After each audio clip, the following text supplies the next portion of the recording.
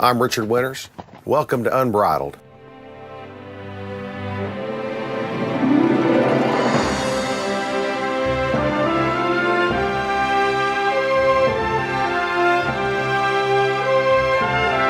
I want to talk about courage.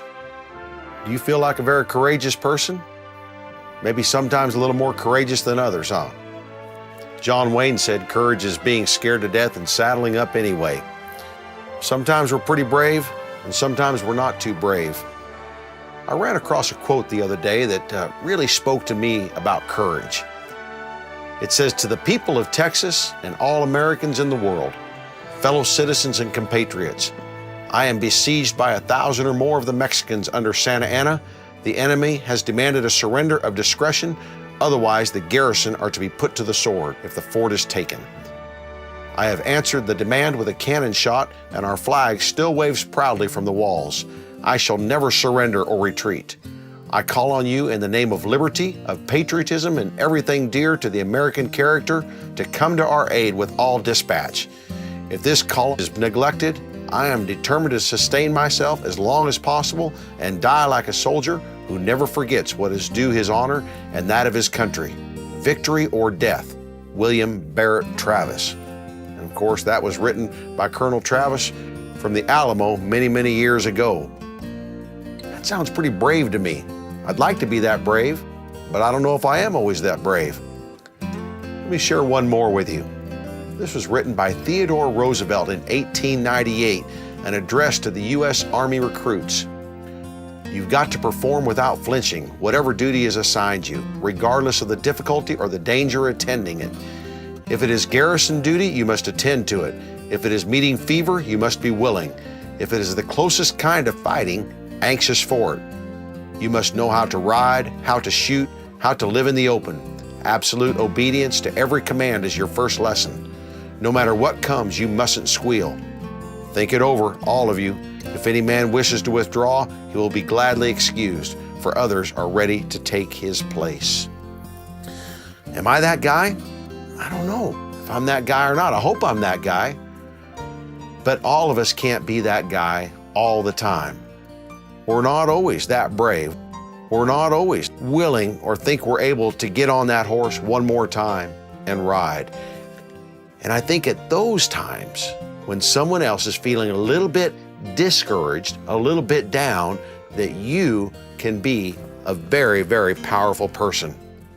In the book of Proverbs, chapter 12 and verse 25, it says, "Heaviness in the heart of a man maketh it stoop, but a good word maketh it glad." Look at the wording there. It says heaviness of the heart. We're not talking about a broken heart.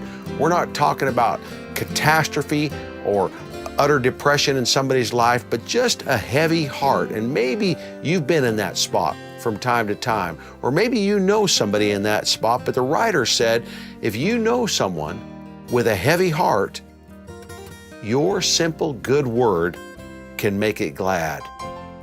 Do you think that you're really that powerful that you could make a phone call and turn somebody around, and the discouragement that they're feeling, they can now feel encouraged? Or maybe you just felt to pen a note and drop it in the mail and send it off to someone, and they open that letter at just the right time. Or maybe you're going to take an afternoon, so you know what, I'm going to call up Joe or Susie or whoever it is, and we're just going to go get a cup of coffee. I just think that they could use a word of encouragement so that they can be that person again that can be counted on. That heavy heart makes a man or woman stoop, but a good word makes it glad. You might be saying, I don't think I'm all that powerful. I don't think I could really make a difference.